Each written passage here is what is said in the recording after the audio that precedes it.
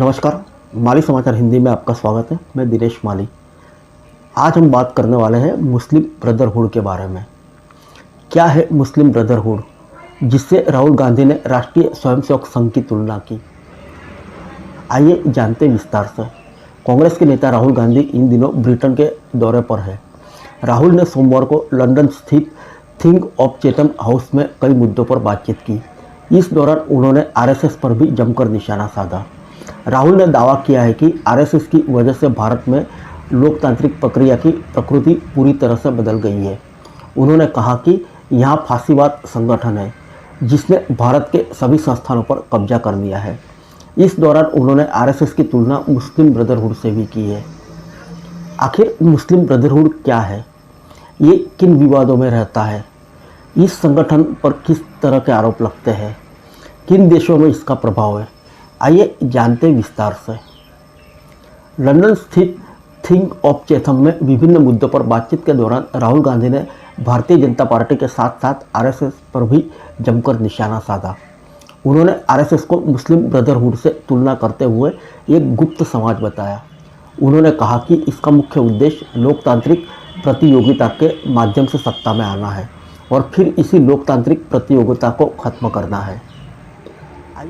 आइए जानते मुस्लिम ब्रदरहुड क्या है। मुस्लिम ब्रदरहुड मिस्र का सबसे पुराना इस्लामिक संगठन है। इसे ईवान अल मुस्लिमीन के नाम से भी जाना जाता है। इस संगठन की स्थापना 1928 में हसन अल बन्ना ने की थी। साल 1928 में हसन के संगठन बनाने के बाद मुस्लिम ब्रदरहुड की शाखाएं धीरे धीरे पूरे संसार में फैलने लगी। इस संगठन का मुख्य उद्देश्य देश का कानून शरिया के आधार पर चलाना है। शुरुआती दौर में इस संगठन का मकसद इस्लाम के नैतिक मूल्यों और अच्छे कार्यों का प्रचार प्रसार करना था, लेकिन बाद में राजनीति में शामिल हो गया। मुस्लिम ब्रदरहुड के संस्थापक हसन अल बन्ना ने एक हथियारबंद दस्ते का भी गठन किया है। इनका मुख्य मकसद ब्रिटिश शासन के खिलाफ बमबारी और हथियारों को अंजाम देना है। किन किन देशों में है मुस्लिम ब्रदरहुड का प्रभाव, आइए जानते हैं। हसन अल बन्ना द्वारा 1928 में मुस्लिम ब्रदरहुड की स्थापना के बाद ही इसकी शाखाएं पूरे देश में फैल गई। 1928 के आखिरी दशक में इनकी संख्या 20 लाख तक हो गई। गरीबी और भ्रष्टाचार की वजह से मिस्र में इनकी तादाद तेजी से बढ़ने लगी।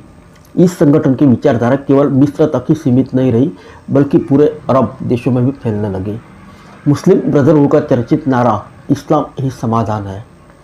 अरब देशों में सक्रिय इस संगठन पर आतंकवाद को बढ़ावा देने का आरोप लगता रहता है।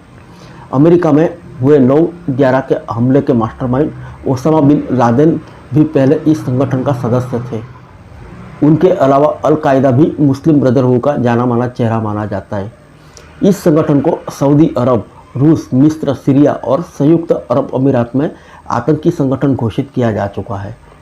इस संगठन पर 1958 में राष्ट्रपति गमाल अब्देल नासर की हत्या का असफल प्रयास का आरोप भी लग चुका है।